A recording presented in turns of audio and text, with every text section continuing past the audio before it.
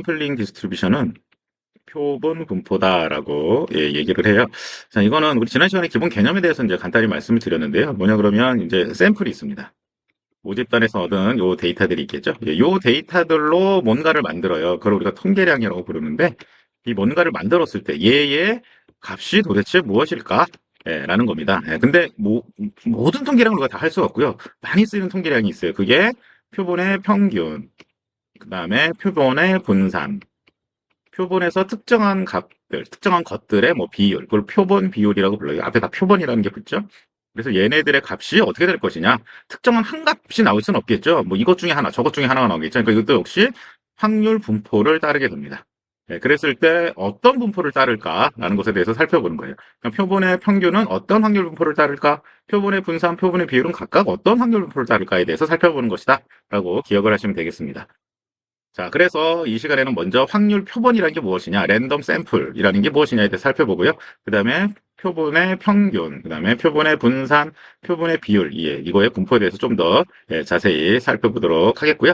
또 특별하게 만약에 모집단의 분포가 정규 분포를 따른다면 그걸 우리가 노멀 파퓰레이션, 즉 정규 모집단 이렇게 얘기를 하는데, 그랬을 때에 거기에서 요것들의 분포가 어떻게 되는가에 대해서 같이 살펴보도록 하겠습니다. 자, 먼저 확률 표본, 랜덤 샘플이 무엇이냐에 대해서 한번 같이 살펴보죠. 확률 표본은 이제 모집단에서 어떤 객체를 추출할 때마다 각각의 객체들이 선택될 확률이 동일하도록 추출한다는 거예요. 즉 모집단이라는 게 있는데요. 이 모집단에 뭔가 객체들이 막 이렇게 들어있겠죠? 여기서 이제 샘플을 만들기 위해서 뽑습니다. 자, 이렇게 뽑는데 첫 번째 뽑힌 거를 x1이라고 그러고요. 두 번째 뽑힌 거의 값을 x2라고 해봐요. 그래서 n개를 뽑는다고 했을 때는 마지막 걸 xn이라고 할 수 있는데, 이렇게 뽑히는 요 값들이 서로 선택될 확률, 그게 동일하도록 뽑는다는 얘기예요. 그러니까 첫 번째 게 선택될 확률, 두 번째 게 선택될 확률, 세 번째 게 뭐 n번째 게 선택될 확률이 동일하도록 뽑는다라는 얘기입니다. 동일하도록 뽑는다는 얘기는 다른 말로 하면 우리가 복원 추출을 한다라는 그런 얘기예요. 그래서 통계에서는 이렇게 분석하기 위해서는 표본을 만들어서 분석을 해야 되는데, 그 표본을 만들 때 항상 복원 추출을 하는 걸 우리가 가정을 하고 있습니다. 자, 그랬을 때 방금 얘기한 것처럼 이제 n개를 뽑을 때는 첫 번째 뽑힌 거를 x1, 두 번째 뽑힌 거를 x2, 그다음에 마지막 n번째 뽑힌 거를 xn이다라고 했을 때 얘네들을 서로 복원으로 만약에 뽑는다라고 하면은 이 x들의 값은 서로 독립이 되겠죠. 그렇죠? 그러니까 독립이라는 얘기는 뭐냐 그러면은 첫 번째 값하고 두 번째 값이 서로 어떤 값이 뽑혔는지가 서로 영향이 없다는 얘기예요. 즉 내가 첫 번째 어떤 값을 뽑았냐가 두 번째 또는 뭐 세 번째 뭐 이렇게 뽑는 것들에 영향을 미치지 않는다라는 얘기죠. 그게 독립이다라는 거고요. 자, 그 다음에 얘네들은 이 모집단에서 뭔가 뽑혔어요. 모집단에서 어떤 값을 뽑은 거죠. 그러니까 x1의 값은 뭘 뽑았어? 그럼 이 값은 어떻게 될까요? 이 안에 있는 거에 분포에 따라서 우리가 값이 뽑히게 되겠죠. 그렇죠? 그래서 동일한 분포가 됩니다. 그래서 이걸 정리해 보면 우리가 n개의 값을 뽑았다고 그랬을 때 이 n개가 서로 인디펜던트하고 그다음에 아이덴티컬리 디스트리뷰티드. 그걸 줄여서 IID다 얘기하는데 이건 무슨 얘기냐 그러면 모집단에서 우리가 샘플을 뽑았을 때 얘네들은 서로 독립이 되고, 그 다음에 x1의 분포도 어떤 모집단의 분포와 똑같이 되고요. x2의 분포도 모집단의 분포와 똑같이 되고, 그 다음에 xn의 분포도 모집단의 분포와 똑같이 된다. 이런 얘기입니다. 이거 당연한 얘기죠. 모집단에서 그냥 뽑았으니까. 그리고 다시 집어넣고 다시 뽑는 거니까. 그렇죠? 그런 의미다라고 이해를 하시면 되겠고요. x1부터 xn이 IID다. 이렇게 얘기하면 얘는 확률 표본이구나. 이렇게 기억을 하시면 되겠습니다. 자, 근데 실질적으로 복원 추출한다는 건 불가능해요. 그래서 대부분 비복원 추출을 하는데 모집단의 크기가 매우 크다 그러면 우리 예전에 살펴봤듯이 비복원 추출하고 복원 추출이 동일해집니다. 근데 일상적인 현상에서 상황에서는 모집단이 상당히 크죠. 그래서 비복원 추출하더라도 그 값을 가지고 그렇게 얻어진 샘플을 가지고 통계 분석을 해도 문제가 없다. 이렇게 기억을 하시면 되겠습니다.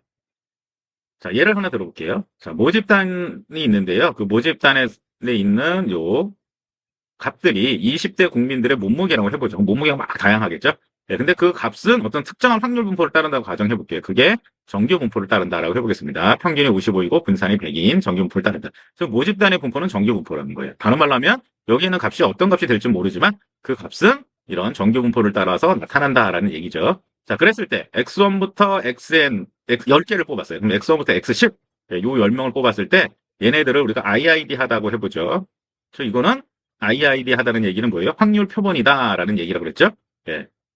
그렇다는 얘기는 다시 한번 우리 요약을 해보면 얘는 서로 독립이고 분포가 다 동일하게 된다라는 그런 의미입니다. 그래서 이걸 기호로 쓸 때 x1부터 xn이 서로 iid 하게 되고요. 얘는 어떤 분포를 따라요?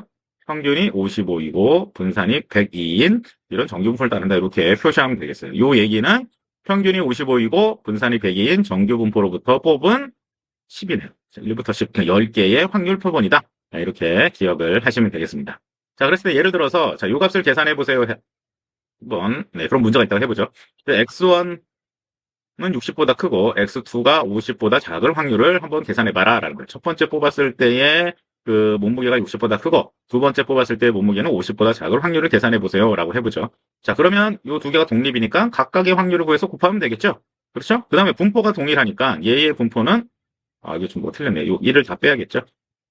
이 모두가 정규 분포가 되니까 모집단의 분포랑 똑같아지니까 x가 60보다 클 확률 곱하기 x가 50보다 클 확률 이렇게 해서 계산하면 되겠습니다. 그러니까 이렇게 계산하라는 얘기죠. x가 60보다 클 확률 곱하기 x가 50보다 작은 확률 이렇게 계산하라라는 거고요. 이때 x는 정규 분포를 따른다는 평균이 55 분산이 100인 요각 계산하는 거는 우리 지난 시간 엑셀 이용해서 계산하는 거 배웠죠? 그래서 그걸 활용해서 계산을 해보시면 되겠습니다. 자, 그 다음에 모든 실험에서요, 표본 추출에서는 실험 전에는 이 표본의 값이 뭐가 되는지 알 수 없어요. 그렇죠? 근데 실험 후에는 어떤 값으로 정해지죠? 그래서 우리 확률 분포, 확률 분포, 뭐 확률 변수에서 얘기한 것처럼 실험 전에 어떤 값은 확률 변수가 되기 때문에 대문자로 표시하게 되고요. 그 값이 정해진 경우에는 이렇게 소문자로 표시하게 된다. 이거 예전에 했던 건데, 그것도 기억해 놓으시면 좋을 것 같습니다. 자, 그 다음에 우리 통계량, 스타티스틱이라고 얘기한다고 그랬죠? 요거가 뭔지를 정확하게 정해 보겠습니다. 이거는 확률 표본들로만 이루어진 함수, 즉 샘플이 있는데요. 이게 x1부터 xn까지 있다고 해요. 그러면 이 x1부터 xn들로만 이루어진, 즉 이거의 함수로만 이루어진 값이다라는 겁니다. 거기에 미지의 모수, 모르는 값이 뭔가 포함되어 있으면 통계량이 아니다라는 거예요. 예를 들어서 10개를 뽑았다고 그랬을 때 x1부터 xn을 다 더해서 10으로 나눴어. 얘도 통계량이에요. x1부터 x10으로만 이루어진 함수죠. 그 다음에 이거의 미니멈 값, 이것도 x1부터 xn으로만 이루어진 함수니까 이것도 통계량인데 xi 빼기 뮤의 제곱, 자, 이런 것들을 계산해서 다 더했어요. 그래서 얘는 통계량이냐? 만약에 묘수 뮤의 값을 알면은 통계량이 되고요. 이걸 모르면 통계량이 아니다라는 거예요. 모수 뮤의 값이 예를 들어서 뮤가 10이라고 해보겠습니다. 그러면은 저 식은 어떻게 쓸 수 있냐? 그러면 xi 빼기 10의 제곱을 다 더해라 라는 걸로 되겠죠. 이렇게 쓸 수 있으니까 얘는 당연히 통계량이 되는 거고요. 이게 몰라요, 어떤 값인지. 그렇죠? 그러면은 이거는 xi들로만 이루어진 함수가 아니고 모르는 어떤 값이 들어간 함수가 되겠죠. 그러니까 얘는 통계량이 아니다. 그런 얘기가 됩니다. 그래서 통계량이라는 건 결국 요 랜덤 샘플, 확률 변수, 그 확률 표본들로만 이루어진 함수다라고 기억을 하시면 되겠습니다. 자, 그 다음에 이걸로만 이루어진 함수가 통계량이니까 확률 변수의 함수는 확률 변수다. 그 예전에 얘기한 것 같아요. 그런 의미에서 통계량은 확률 변수가 된다라는 겁니다. 그러면 확률 변수니까 통계량도 분포가 있는 거네요. 그렇죠? 확률 변수라는 얘기는 통계량도 확률 분포가 존재한다는 얘기예요. 그러니까 예를 들어서 x1부터 x10을 다 더해서 10으로 나눴어. 얘도 통계량이기 때문에 얘의 분포가 뭔지가 알 수 있다는 겁니다. 그 다음에 이거의 미니멈 값 통계량이기 때문에 이게 분포가 뭔지를 알 수 있다는 거예요. 그렇죠? 그리고 확률 변수로 이루어지는 함수가 무지하게 다양하겠죠. 뭐 그냥 어떤 사람은 그냥 x1 더하기 뭐 2분의 1의 x2 더하기 뭐 x3 곱하기 x4 더하기 뭐 x5의 10승 뭐 이런 식으로 정의를 했어. 요거의 분포도 있습니다. 뭔가가 있어요. 근데 이 모든 거의 분포를 우리가 좀 알아보는 거는 사실 의미가 없고 현실적으로 쓰이지도 않기 때문에 이 중에서 대표적인 대표적인 그 통계량의 분포만 알아보겠다라는 거예요. 그리고 이 통계량의 분포를 우리가 샘플링 디스트리뷰션, 표본 분포다라고 정의를 합니다. 샘플링이라고 쓴 이유는, 즉 표본이라고 쓴 이유는 이 통계량이라는 게 이 표본들로, 확률 표본들로만 이루어진 함수이라는 의미에서 그냥 표본 분포 이렇게 이름을 붙입니다. 그리고 대표적인 표본 분포 어떤 걸 알아볼 거냐? 표본 평균의 표본 분포, 표본 분산의 표본 분포, 그 다음에 표본 비율의 표본 분포에 대해서 같이 살펴보도록 할 겁니다. 표본 평균하고 표본 분포, 샘플 민하고 샘플 베리언스에 대해서는 이미 얘기를 한 거고요. 표본 비율이 뭔지에 대해서 한번 얘기를 해보죠. 영어로는 이제 샘플 프로포션 이렇게 얘기하는데 얘는 뭐냐 그러면 모집단이 어떻게 이루어졌냐 그러면 성공과 실패 이렇게로만 다 이루어진 거예요. 예를 들면 성공을 S라고 그러고 실패를 F라고 해보죠. 통계 분석을 하기 위해서 그냥 숫자로 쓰면은 성공은 1, 실패를 0으로 한번 해보겠습니다. 그럼 파퓰레이션은 어떻게 우리가 이루어지냐 그러면 어떤 사람은 0이 되고 어떤 거는 1이 되고 어떤 건 또 0이 되고 어떤 건 1이 되고 어떤 건 1, 뭐 0, 0, 0, 1, 뭐 이렇게 쭉 나오겠죠. 예, 이런 것들로만 이루어졌다는 거예요. 예, 그랬을 때 여기서 이제 샘플을 만들었어요. 그럼 샘플도 0이나 1로만 이렇게 이루어졌겠죠? 그렇죠? 예. 이렇게 됐을 때, 요 샘플에서 내가 관심 있는 거를 석세스라고 그러고, 예. 그걸 또 1이라고 해볼게요. 그럼 걔네들이 전체 이 샘플 사이즈가 보통 n이라고 그랬죠? 이거 중에 관심 있는 게 몇 개냐? 요게 바로 표본 비율이다라고 얘기를 하고요.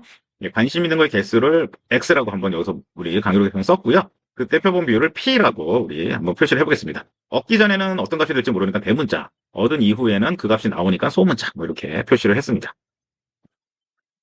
자, 요거는 우리 많이 보던 그림이에요. 예, 통계적 추론의 예입니다. 통계적 추론에서 우리 할 거는 모평균, 모분산, 모비율에 대해서 추정할 거예요. 지금 모집단의 평균이 얼마일까요? 모집단의 분산은 어떻게 될까요? 모집단에 관심 있는 거의 비율은 어떻게 될까요? 예, 이 부분에 대해서 이제 앞으로 그 인퍼런스 추론을 할 때 다루겠다는 얘기입니다. 모집단의 미우는 어떻게 되고, 시그마 제곱은 어떻게 되고, 모집단의 프로포션을 우리가 파이라고 이렇게 한번 써볼게요. 얘가 어떻게 되고, 예, 이걸 알아보겠다는 거예요. 그냥 알아볼 수 없으니까 표본 추출을 합니다. 관측 전에는 대문자로 쓰고 관측 후에는 소문자로 써요. N개를 뽑았고요. 얘네들의 특징은 IID하다라고 얘기를 했죠. 자, 그런 다음에 관심 있는 거. 뮤에 대해서 관심 있어. 그럼 뮤와 잘 대응되는 게 X발 거고요. 시그마 제곱에 대해서 관심 있으면 거기에 잘 대응되는 게 S제곱일 거고, 파이에 대해서 관심 있으면 거기에 잘 대응되는 게 P가 될 거예요. 얘네들의 우리가 스타티스틱 통계량이라고 얘기했죠. 얘네들의 분포가 어떻게 되는지를 이제 알아본 다음에 실제로 얻은 값을 우리가 살펴봐서 이러한 분포하에서 이러한 값을 얻었어요. 그러면은 미오 시그마 파이는 어떻게 될까를 나중에 알아보겠다라는 그런 의미입니다. 그래서 우리 요거의 분포를 알아보는 게 상당히 중요하고 이 시간에 다루는 것들이 매우 중요하다라는 거 꼭 기억을 하시길 바랍니다. 자, 이거 하나씩 알아볼 텐데요. 먼저 표본 평균의 분포에 대해서 한번 알아보도록 하죠. 자, 주사위 던지기 실험을 한번 해봤다라고 해보죠. 그럼 모집단은 어떻게 구성이 되냐 그러면 1, 2, 3, 4, 5, 6 중에 하나의 값이 나오는 거예요. 모집단이 이렇게 있는데 주사위 던지기를 계속해요. 그러면 어쩔 땐 1, 어쩔 땐 뭐 6, 어쩔 땐 2, 어쩔 땐 1, 뭐 5, 3, 뭐 이렇게 쭉 나온다는 거죠. 네, 근데 이때 1이 나올 확률은 어떻게 되죠? 6분의 1. 2가 나올 확률은 6분의 1. 그 다음에 6이 나올 확률은 6분의 1. 이렇게 동일한 확률을 갖는 균등 분포가 되겠죠?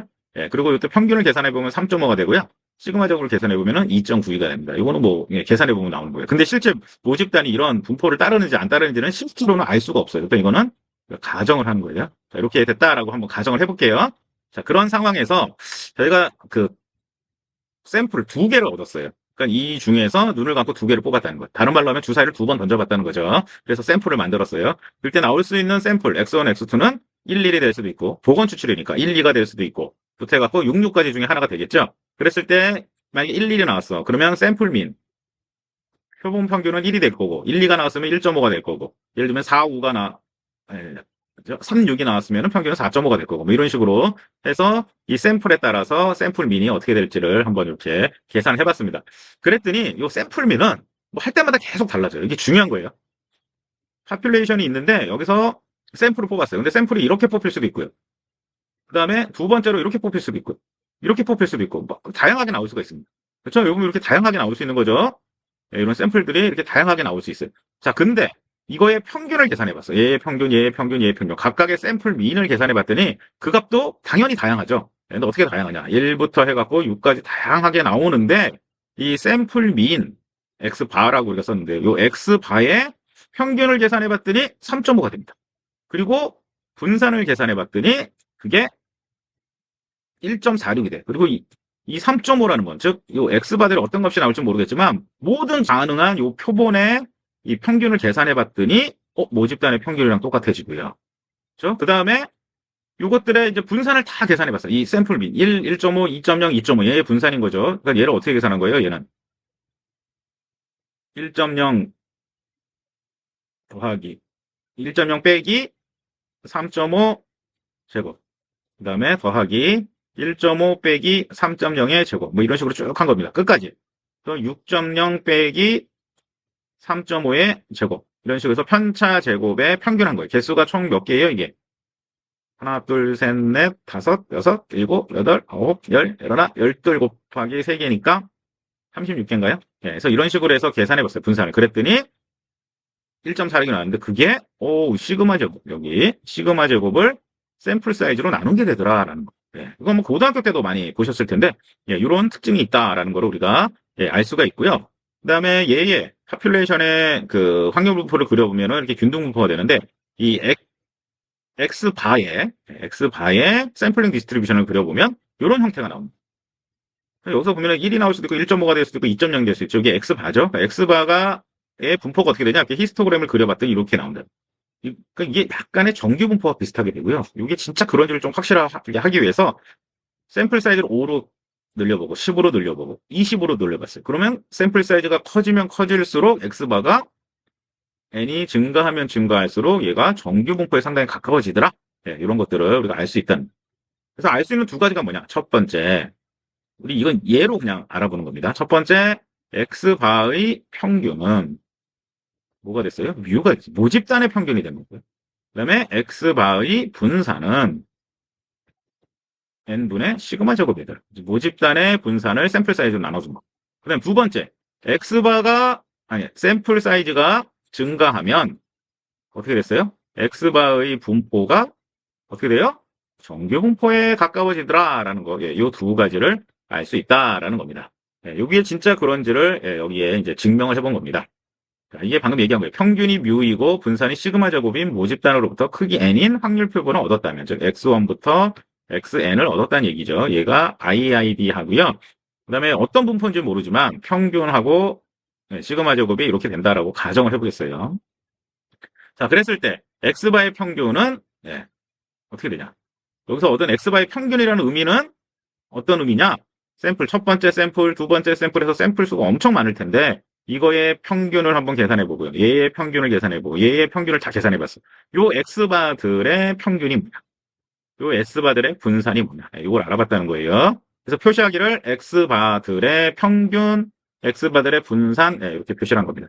그랬을 때 x바의 평균은 이거를 수식을 풀어보면 뮤가 되고요. 그 다음에 x바들의 분산은 n분의 시그마 제곱이 된다라는 겁니다. 이거를 증명해 놓은 거예요. 한번 이거 좀 살펴보죠. 어렵지 않으니까. x바는 n분의 서메이션 xi가 될 것이죠. 그게 익스펙테이션을 구하는 겁니다. 자, 그랬을 때 요 익스펙테이션은 이거는 기호로 쓰면 좀 헷갈리면 이렇게 해보면 됩니다. 일단은 n분의 1은 숫자니까 익스펙테이션 밖으로 나간다고 할 수 있겠죠. 그럼 n분의 1에다가 익스펙테이션 x1 더하기부터 해갖고 xn까지 더하는 거죠. 그렇죠? 그러니까 이거는 뭐 더한 거에 다 익스펙테이션은 각각의 익스펙테이션을 취한 다음에 더해주면 된다라고 예전에 얘기를 한 것 같아요. 그럼 얘는 n분의 1에다가 2x1부터 해갖고 2xn까지 다 더하면 돼. 그렇죠? 예, 이걸 기호로 쓰면은 어떻게 쓸 수 있는 거예요? 이건 서메이션 익스펙테이션 xi 뭐 이렇게 쓴 거죠. 예, 이게 그 얘기예요. 예. 자, 그 다음에 이거는 뭐예요? x1의 평균, x2의 평균, 뭐 xn의 평균이죠. 얘는 서로 동일한 분포야. IID 하니까 얘의 분포는 모집단의 분포랑 똑같아요. 그러니까 모집단에 있는 값이 어떤 값을 가질까? 그걸 x라고 우리 보통 많이 쓰니까 x라고 그러면 얘는 그거의 평균이 되는 거죠. 요거하고 2x하고 똑같이 되는 거죠. 얘의 평균 뭐라고 가정했어요? 거기 있어. 예, 여기 있네요. 뮤라고 가정했죠. 그렇죠? 그러니까 얘는 다 뮤가 되고 걔를 n개 더한 거니까 n 곱하기 뮤가 돼서 n이 약분돼서 뮤가 나옵니다. 그렇죠? 예, 베리언스도 똑같습니다. 예, 베리언스는 x바의 베리언스죠. 그거는 이게 뭐가 예, x바라는 거는 n분의 서메이션 xi. 예, 요거의 베리언스를 구하라라는 거고요. 자, 그 다음에 숫자가 뭔가 들어가 있는 거의 베리언스는 요게 숫자가 밖으로 나갈 때 어떻게 해서 나가요? 제곱해서 나간다 그랬죠? 예. 그러니까 이렇게 되는 거고요. 제곱해서 나가고. 자, 그 다음에 요거는 또 이거죠. x1부터 xn까지 더한 거에 베리언스를 구하세요라는 건데 원래는 이 각각의 베리언스에다가 밖으로 나가면 코베리언스라는 거를 더해줘야 되는데 이게 서로 어떻다고요? IID. 독립이라고 그랬죠? 그럼 코베리언스는 0이 돼서 이거는 의미가 없어지고 각각의 베리언스를 다 더해주시면 돼요. 네, 이렇게 됐네요. 그 다음에 서로 동일한 분포니까 x1의 베리언스나 x2의 베리언스나 xn의 베리언스나 다 똑같죠. x1의 베리언스나 뭐 xn의 베리언스나 다 똑같을 거예요. 뭘로 똑같아요? 모집단의 베리언스. 네, 모집단의 베리언스 우리 시그마 제곱이라고 가정해봤죠? 네, 그러면 얘는 이제 시그마 제곱이 되고요. 그거를 더하니까 n 곱하기 시그마 제곱. 그래서 요 n이 n이 약분되고 하나가 여기 남아서 n분의 시그마 제곱. 네, 이런 값이 됩니다. 그렇죠? 예, 별로 어렵지 않죠? 예, x바의 평균은 모집단의 평균, 뮤. 그다음에 x바의 분산은 n분의 시그마 제곱. 예, 요거는 꼭 기억해 놓도록 하세요. 예, 이거는 계속 나오니까 중요하니까 기억해 놓으시기 바랍니다. 자, 예를 들어서 명지전자 직원들의 평균 근무 년수가 15년, 분산은 20이라고 한번 해보죠. 명지전자 직원들의 평균 근무 연수, 그 다음에 임의로 5명을 선발했어요. 그랬을 때 이들의 평균 근무 연수에 대한 기대값과 표준 편차를 계산하시오라는 얘기네. 자, 모집단이 있는데요. 명지전자의 직원들의 근무 연수. 이거를 X라고 한번 해볼게요. 이게 뭐 값이 엄청 사람마다 다 다르겠죠? 네, 근데 그게 확률 분포를 따라서 다르다고 해볼게요. 그때 이게 무슨 분포인지 모르겠어. 하지만 평균은 15, 분산은 20이라고 이렇게 알려져 있다고 해봅시다. 이게 실제로는 이 불가능하지만 이렇다고 가정을 해볼게요. 근데 여기서 5명을 뽑았어. X1부터 X5 이렇게 5명을 뽑았습니다. 그때 이거에 대한 기대값과 표준 편차를 구하시오라는 얘기네요. 그렇죠? 이거의 평균에 대한 기대값과 표준 편차를 구하시오라는 얘기네. 평균은 어떻다고요? 모집단의 평균하고 똑같아요. 분산은 n분의 시그마죠. 5분의 20 이런 식으로 계산을 하면 되겠고요. 분산이 4니까 표준 편차는 왜 루트 씌워서 2가. 자, 그 다음에 표본 크기와 표본 평균에 대해서 한번 살펴보도록 하겠습니다. 자, 만약에 모집단이 있는데 A라는 사람은 한 개의 표본을 추출해서 계산한 표본 평균을 이용해서 모평균을 추정치로 사용한대요. 해보죠. 그러니까 모집단의 어떤 모평균을 추정하기 위해서 샘플을 만들어서 이 샘플에 있는 데이터들의 X바를 계산을 했어요. 이걸 가지고 모집단의 평균이 X바입니다. 이렇게 얘기해 보겠다는 거예요. 논리적으로 뭐 합당한 것 같습니다. 왜 논리적으로 합당한지는 우리 나중에 추정할 때 좀 자세히 해보고요. 일단 이렇게 누가 한다라고 가정을 해볼게요. 자, 그때 얘네들 중 어떻게 하는 게 가장 정확한지 n에 따라 정확도가 달라질 것 같아요. 그게 어떻게 달라지는지 한번 살펴보겠다는 거예요. 상식적으로 n이 커지면 당연히 정확도가 어떻게 되겠어요? 증가하겠죠. 더 많은 사람을 조사해서 평균을 내면 모집단의 평균과 더 가까워지겠네. 극단적으로 모집단의 개수만큼 뽑아갖고 모집단을 모두를 뽑아서 우리가 그 평균을 내면 모집단의 이 모평균은 또 정확하게 알 수 있는 거죠. 실제로 어떻게 근데 그 정확도가 달라지는지 한번 살펴보겠습니다. 자, 2개를 어떤 사람 뽑았고요. 어떤 사람은 100개, 어떤 사람은 1000개를 뽑았어요. 자, 그랬을 때 상식적으로 추정치가 맨 마지막 사람이 가장 클 것 같습니다. 그렇죠? 근데 그게 어떻게 가까워지는지 한번 살펴보면 이렇게 계산해보면 정확도를 우리가 알아볼 수 있을 것 같아요. 자, X바를 Mu의 추정치로 사용한다고 그랬으니까 요 두 개의 차이. 이게 정확도죠? 그렇죠? 근데 통계상 정확도를 계산하는데 이거를 제곱해서 계산을 해요. 그리고 이 샘플은 만약에 내가 한 명씩 얻어서 샘플을 만든다고 그랬을 때 샘플이 엄청나게 많겠죠. 그래서 얻을 때마다 요 평균을 다 계산을 해갖고 이게 어떤 값이 될지 모르니까. 즉, 첫 번째 샘플에서 예를 들면 10이 나오고, 두 번째 샘플에서는 20이 나오고, 세 번째는 뭐 15가 나오고, 여기는 뭐 8이 나오고, 이렇게 나올 수가 있겠죠? 그랬을 때 이 정확도가 다 틀릴 거 아니에요. 근데 뮤는 얼마 있겠죠? 그래서 여기서 뮤 빼고, 여기서 뮤 빼고, 여기서 뮤 빼고, 여기서 뮤 빼면 이게 정확도일 텐데, 이게 얼마의 값이 나올지 모르니까, 우리 정확도를 계산할 때, 이 한 개 뽑을 때는 얼마가 나올지 이 분포는 알 수 있을 테니까, 그 분포를 이용해서 한번 정확도의 정도를 추정해 보겠다라는. 그래서, 정확도는 X의 평균을 갖고 한다고 그랬으니까 이거에다가 뮤를 빼면 이게 정확도가 될 텐데 이걸 다 더해서 샘플을 몇 번을 뽑았냐 몇 번인지 몰라 뭐 K번 뽑았다고 그러죠. 이렇게 해서 정확도를 추정할 텐데 어쩔 땐 플러스 정확도 어쩔 땐 마이너스니까 이거 플러스 마이너스 하다 보면 뭐 0이 나올 수도 있고 그래서 정확도를 계산할 때는 제곱을 계산해서 이 거리만 갖고 측정을 합니다. 부호는 상관없이. 그렇죠? 정확도가 뮤가 여기 있는데 플러스 10만큼 잘못 추정했다나 마이너스 10만큼 잘못 추정한 거나 이게 정확도는 두 개가 똑같다고 보는 거죠. 10만큼 잘못 추정하고 그러니까 부호를 없애기 위해서 제곱을 했어요. 어떤 사람은 절대값을 씌워도 된다고 그랬는데 그건 수학적으로 다루기 어렵기 때문에 보통 제곱을 합니다. 그래서 정확도를 계산할 때 이렇게 제곱을 해서 계산을 하고 이게 X바가 여러 개가 나올 수 있으니까 그거를 뽑을 때마다 정확도를 다 계산해서 평균을 내봐요. 그러면 이게 평균적인 정확도다라고 보시면 되겠죠. 샘플 사이즈가 1일 때의 평균적인 정확도, 샘플 사이즈가 2일 때의 그다음에 100일 때, 1000일 때의 평균적인 정확도는 어떻게 될까? 이거를 계산해 보겠다는 거예요. 그거를 계산해 보니까 X바 빼기 뮤인데 여기 뮤라는 거는 X바의 평균이라고 그랬죠. 그래서 이렇게 써볼 수가 있겠네요. 그러면 이거는 안에 식이 뭐가 되냐? 원래 X바에서 X바의 평균을 뺐어. 이거 편차죠. 편차 제곱의 평균이네. X바의 분산이 되겠네. n분의 시그마 제곱이네. 정확도는 n분의 시그마 제곱이 되는구나 라는 걸 알 수 있어요. 즉 시그마 제곱은 어떤 값인 거고요. n은 여기서는 1, 여기서는 2, 여기서는 100, 여기서는 1000이 되는 거죠. 그래서 샘플 사이즈가 증가하면 증가할수록 정확도도 어떻게 돼요? 에러가 감소하는 거죠. 얘는 이건 에러죠. 에러가 감소하니까 정확도가 증가한다라는 걸 볼 수 있고요. 극단적으로 n이 엄청나게 커지면 정확도는 0이 된다. 이거를 우리가 이런 말로 하면 이렇게 표현할 수 있을까요? 표본 크기가 증가하면 표본 평균의 평균과 모평균이 점차 가까워진다. 이렇게 얘기할 수 있을까요? 예, n이 증가하면 요 차이가 얼마가 된다고요? n분의 시그마 제곱인데 n이 증가하면 이게 얼마가 되는 거예요? 0이 되는 거죠. 그러니까 표본 크기가 증가하면 표본 평균과 표본 평균이 가까워진다. 표본 평균과 모평균이 가까워진다. 이렇게 얘기할 수 있고요. 얘를 대수의 법칙이라고 불러요. 로우 오브 라지 넘버. 라지 넘버라는 거는 샘플 사이즈가 크다는 얘기예요. 그러니까 샘플 사이즈가 크면은 어떻게 되냐? X반은 뮤에 가까워집니다. 라는 그 얘기예요. 그걸 대수의 법칙이다. 라고 얘기를 합니다. 그러니까 샘플 사이즈를 크게 해서 X반을 갖고 뮤를 추정하는 데 사용할 수 있겠구나. 이걸 알 수가 있겠고요. 그때 에러는 어떻게 되냐? 방금처럼 이렇게 계산하면 되겠죠? 얼마라고요? n분의 시그마 제곱. 근데 제곱을 했으니까 이 제곱 효과를 없애주기 위해서 스퀘어 루트를 취해요. 그러면 n분의 시그마가 되고 얘를 우리가 표준 오차다라고 부릅니다. 스탠다드 에라 이렇게 불러요. 그래서 일반적으로 표준 오차라는 거는 X바를 갖고 뮤를 추정할 때에 그때의 에러다. 이렇게 이해를 하시면 되겠고요. 그거는 루트 n분의 시그마가 되더라 라고 기억을 해보시면 될 것 같습니다. 자, 그 다음에 표본 평균의 분포. 우리 아까 그 주사위 던지기에서 뭐라고 그랬죠? 샘플 사이즈가 증가하면 얘는 정규 분포가 된다는. 요거가 핵심이고 그때 평균은 뮤 분산은 n분의 시그마죠.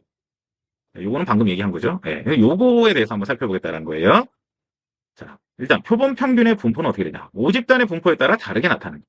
자, 예를 들어서 모집단이 정규 분포일 때 샘플 사이즈가 5인 경우, 10인 경우, 30인 경우에 X바의 분포는 이렇게 나타난다는 거예요. 자, 그 다음에 모집단이 유니폼 디스트리뷰션, 균등 분포일 때 샘플 사이즈가 5일 때는 X바의 분포는 이렇고요. 그 다음에 10일 때는 이렇고요. 그 다음에 더 커질 때는 이렇게 된다. 그 다음에 지수 분포, 익스포넨셜 디스트리뷰션일 때 샘플 사이즈에 따라서 이렇게 X바의 분포가 점차 달라진다. 근데 어떻게 돼요? 뒤로 가면 갈수록 정규 분포하고 가까워지네요. 그래서 정규 분포가 통계적 추론에서 매우 중요한. 정규 분포가 중요한 이유. 지난번에 뭐라 그랬어? 일반적인 경우에 모집단의 분포가 정규 분포가 된다. 죄송합니다. 모집단의 분포가 정규 분포가 된다는 거고요. 두 번째로 X바의 분포가 정규 분포가 된다. 언제? 샘플 사이즈가 커질 때 모집단의 분포와 상관없이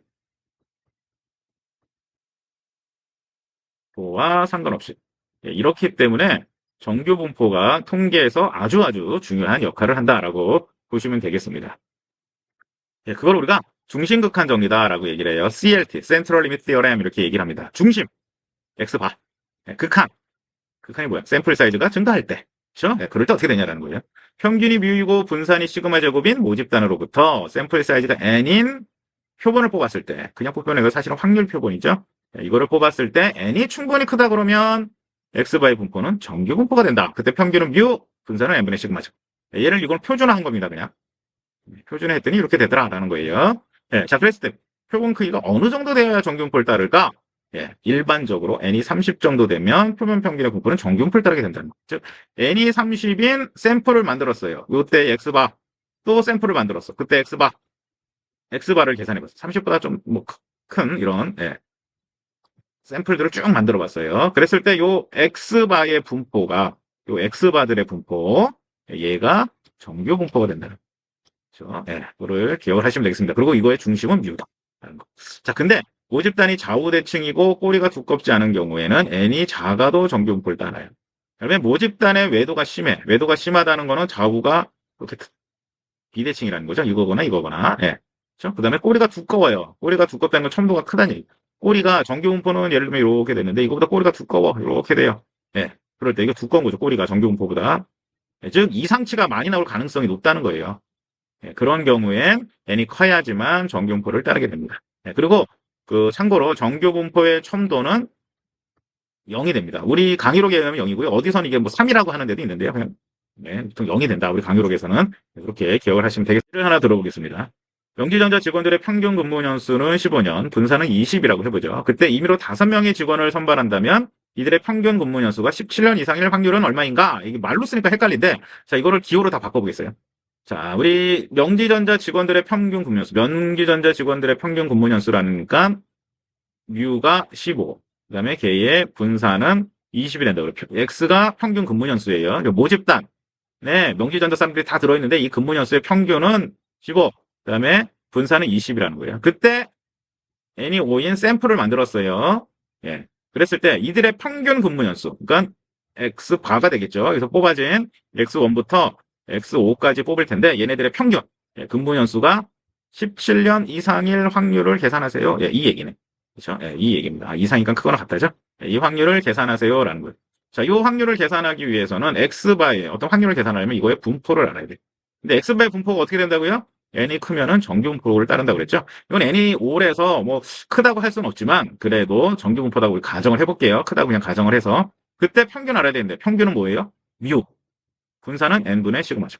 그러니까 얘는 뮤니까 15가 되겠고요. 분산은 n이 5라고 그랬죠? 그럼 5분의 20 해서 4, 그러니까 2의 제곱이 되겠네요. 그렇죠? 이런 분포가 됐을 때 이거를 이용해서 이 확률을 계산하시면 됩니다. 자, 이거는 여러분들이 한번 보고 하시면 되겠어요. 자, 그 다음에 여기서 중요한 거. 모집단의 분포가 만약에 정규 분포라면, 그런 경우에는 표본 크기에 상관없이 표본 평균의 분포는 정규 분포가 된다는 거. 이거 잘 기억하시기 바랍니다. 즉, 파퓰레이션이 노멀 파퓰레이션이에요. 얘가 정규 분포를 따라요. 그러면 샘플을 얻었어. 크기 n을 쫙 얻었을 때 요거의 평균 해서 다 평균을 계산해 봤어요. 그랬더니 얘의 분포가 뭐가 되냐? 정규 분포가 된다라는 얘기예요. 원래는 샘플 사이즈가 커야지만 정규 분포가 되는 거였죠. 근데 얘는 샘플 크기에 샘플 사이즈에 무관하다라는 얘기로 기억을 하시면 되겠습니다. 자, 왜 그러냐? 평균이라는 거는 데이터를 다 더한 거예요. 잠깐 이 더한 거예요. 저 랜덤 베리어블 다 더한 거죠. 근데 우리 예전에 서로 독립인 확률 정규분포를 따르는 이 확률 변수를 더하면 걔도 정규분포가 된다라고 얘기를 했어요. 그러니까 x1부터 xn이 다 정규분포가 된 거죠. x의 분포하고 동일하니까. 그렇죠? 그 다음에 서로 독립이죠. 그러니까 동일한 정규분포. 그 다음에 독립이야. 그러니까 얘를 다 더하면 뭐가 돼요? 걔도 역시 정규분포가 된다. 이런 성질에 의해서 그 무집단의 분포가 정규분포인 경우에는 표본 크기에 상관없이 표본 평균의 분포는 정규분포를 따른다. 이거 기억을 하시기 바랍니다.